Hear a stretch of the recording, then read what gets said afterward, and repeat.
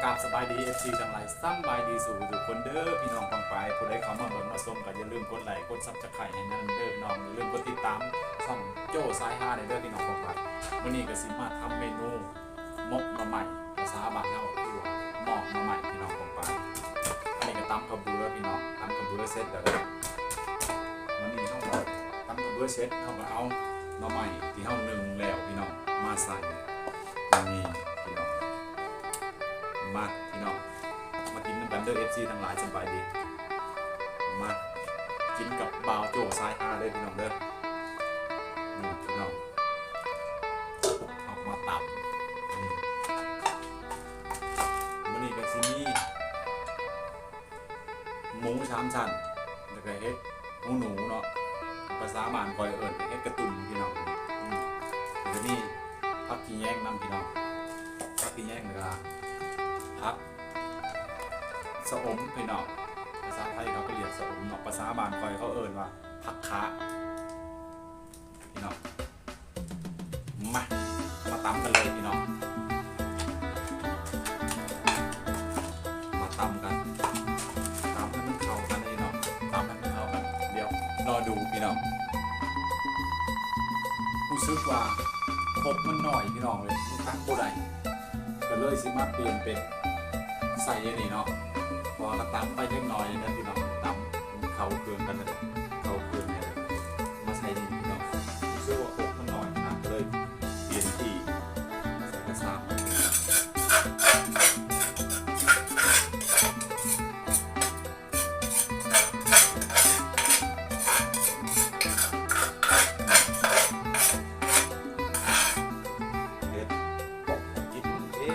แซ่บแซ่บไปกินพี่น้องเนาะเสร็จกินเองนี่ใส่อันนี้มาเอาก่อนอื่นเลยครับเราจะใส่เพราะว่าตำไปเลยเนาะพี่น้องใส่เห็ดหมูกับหมูสามๆลงไปทุกอย่างมันนี่พี่น้องเลยทำมาใส่ที่อีกรอบนึงเนาะเพราะว่าเอาตำก็ได้ตัวโขกมันหน่อยนะพี่น้องเอาประมาณกระดิ่งมันเข้ากันนะพี่น้องนี่แล้วห้องมาห่อวันนี้โอ้โหใส่ลูกโดดของเรา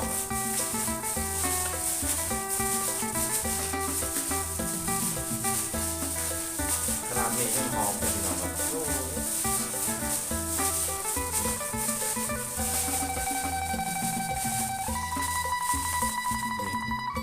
เอาสิมาห่อแบบ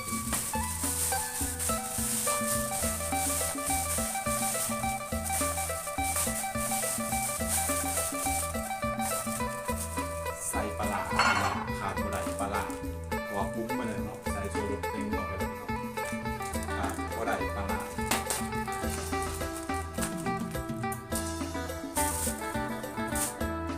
จุดนี้ก็ต้องใส่ซอสตัวน้องพี่น้องกาเอาลง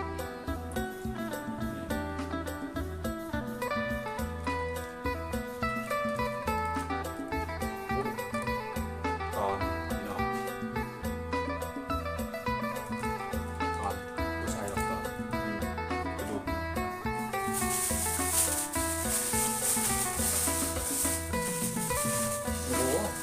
มันใส่ปลาเข้าไปพี่น้องติดตามรอบ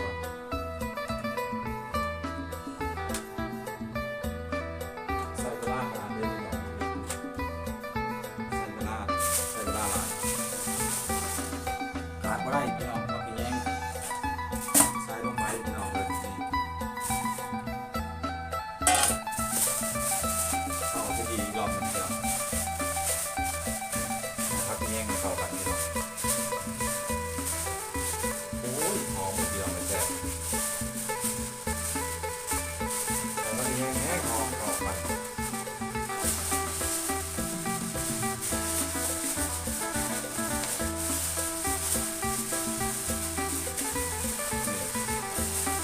แซ่บพี่น้องเลยโอ้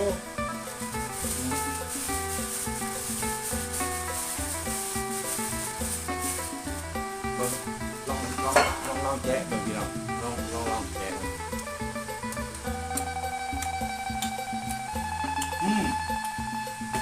อาหาร เด่นยังแสบเลยสีข้าวหมูพี่น้อง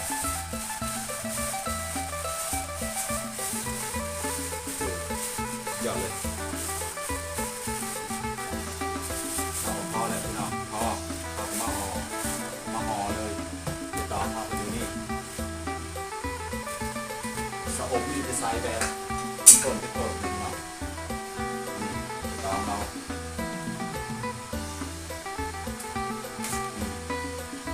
มาห่อกันเลยนะจ๊ะแซ่บเลยพี่น้อง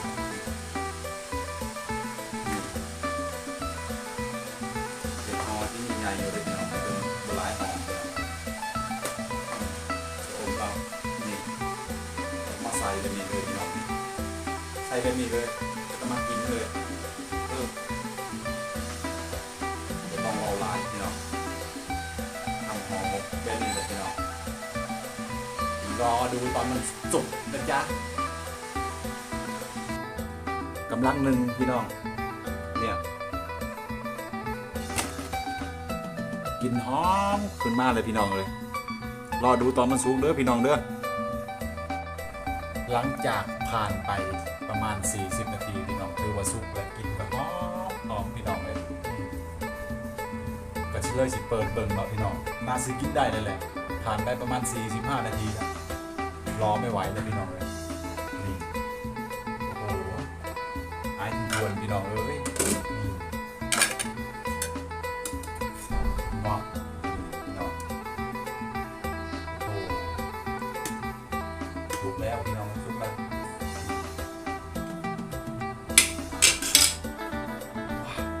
หอม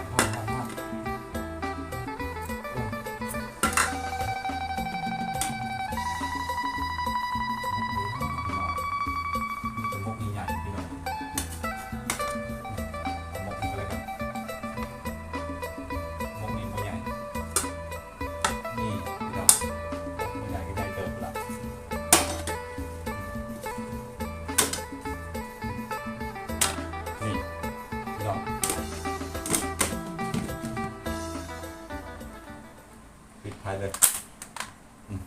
มาพี่น้องมาเบิ้งมันกันพี่น้องมันจะเป็นยังไงเนาะมาเบิ้งมันกันเด้อพี่น้องเด้อนี่มันจะเป็นยังไง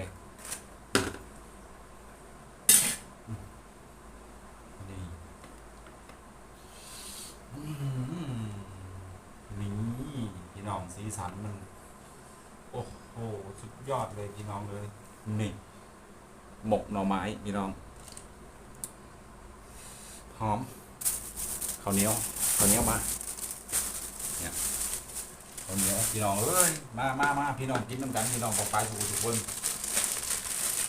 นี่ทางเด้อพี่น้องอย่าลืมติดตามช่อง YouTube นี่เด้อพี่น้องปองปายทุกคนเลยนี่พี่น้องมาเพื่อมีกำลังใจเห็นคลิปต่อไปพี่น้องเลยมากินน้ำกันพี่น้องนี่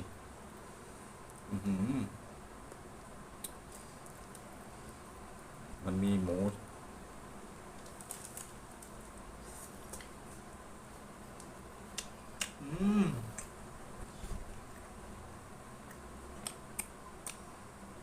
แซ่บพี่น้องเลย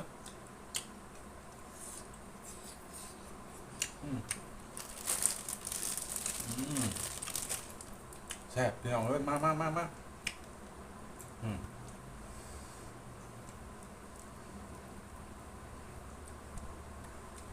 ลูกโดดพี่น้อง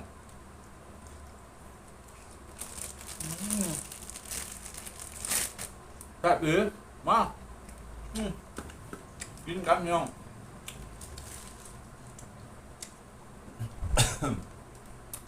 เจอลูกโดดเข้าไปว่า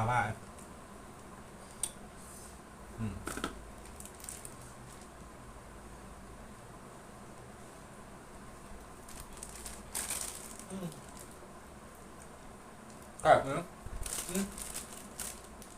น่าครับพี่น้องทำเองอ่ะขอบคุณขอบใจขอบคุณไปชมอย่าลืมกดซับสไครต์กดติดตามเด้อพี่น้องช่อง YouTube โจ้สาย5พี่น้องบอกไว้ทุกคนสบายดีเด้อผิดพลาดอะไรก็ขอโทษขออภัยเด้อพี่น้องบอกไว้ทุกคน